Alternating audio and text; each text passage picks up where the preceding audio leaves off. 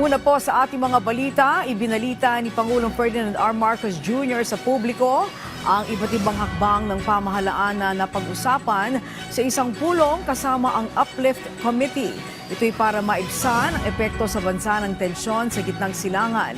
Inanunsyo din ng Pangulo na sisimula na ang pamamahagi ng fuel subsidy sa mga PUV driver at operator sa buong bansa simula sa April 6. Ang mga yan alamin natin sa sentro ng balita ni Kenneth Pasyente. Nakaagapay ang pamahalaan. Yan ang tiniyak ni Pangulong Ferdinand R. Marcos Jr. sa harap ng epekto sa bansa ng krisis sa Middle East. Sa meeting ng Uplift Committee na pinangunahan ng Pangulo, isa-isang inilatag ng pamahalaan ang mga hakbang upang tugunan ang epekto ng gyera at tiyakin na hindi ito makakaapekto sa presyo ng pagkain. Sabi ng Pangulo, maglalabas ang pamahalaan ng executive order para magpatupad ng 50 pesos price cap sa kada kilo ng well-milled na bigas. Kapag tumaas kasi ang presyo ng langis, sumusunod ang presyo ng pagkain. Yun ang ayaw naming mangyari.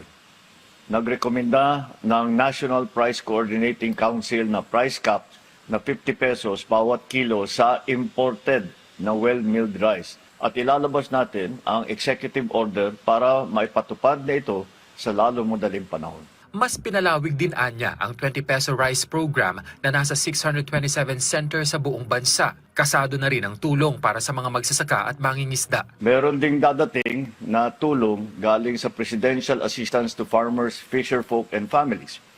Mahigit 4 na milyong benepisyaryo ang makakatanggap ng 2,325 pesos bawat isa sa Abril. Mayroon ding fuel subsidy para sa mahigit na 40,000 na magsasaka.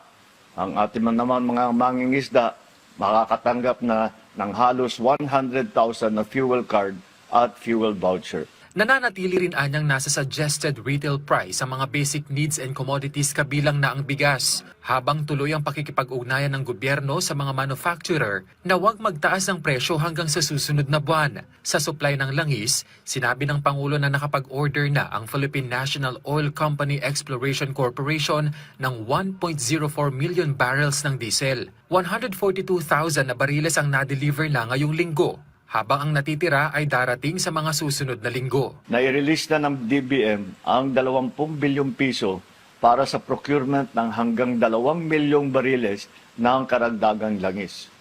10 araw ito nadagdag sa ating buffer stock.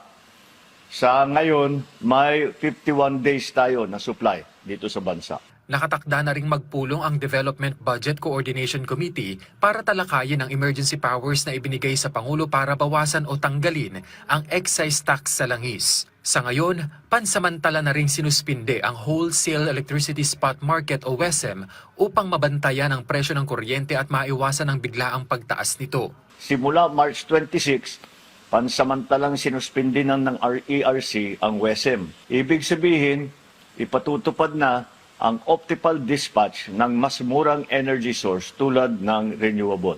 Magkakaroon din ng kontrol ang gobyerno sa presyuhan sa WESM. Kasalukuyan itong inaayos na ng ERC.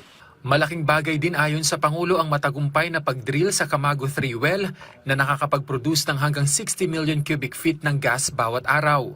Binigyang diin pa ng punong ehekutibo ang 50% discount sa LRT2 at MRT3 para sa mga commuter, gayon din ang mga libreng sakay sa Metro Manila, Metro Cebu at Metro Davao. Kabilang na rin ang pansamantalang toll discount para sa mga jeepney, bus at sa freight food transport sa NLEX, SLEX at STAR. Ipatutupad pa niya simula April 15 ang Piso Roro Terminal Fee para sa mga sasakyang may dala ng agricultural products. Sa 2.5 billion pesos na inilaan para sa fuel subsidy ng mahigit na 1.4 milyong driver beneficiary at unit, inireport ng Pangulo na 155 na driver at 55,252 na unit na ang nakatanggap. Nagkakahalaga yan ng 300 million pesos. Mahigit 256,000 na transport workers sa Metro Manila ang nakatanggap na ng 5,000 na cash assistance. May 1.28 billion pa na ibibigay. Magsisimula na ang nationwide na pagbigay sa April 6. Iniulat din ng Pangulo na mahigit 2,500 OFW at 800 na kanilang dependent na ang nakauwi sa bansa mula March 5 hanggang 29 at natulungan ng mga ito sa pamamagitan ng reintegration program. Habang libo-libong OFW sa gitnang silangan ang nabigyan na ng iba't ibang uri ng ayuda. Habang may Pilipinong nangangailangan ng tulong, patuloy kaming magsusumikap na ipaabot ito. Hindi kami titigil sa pagkilos hanggang maramdaman ito sa bawat tahanan. Ngayong Semana Santa, sa ating pagninilay at panalangin, naway isama po natin sa ating dasal ang kapayapaan at kaginhawaan ng lahat. Kenneth Pasyente para sa Pambansang TV sa Bagong Pilipinas.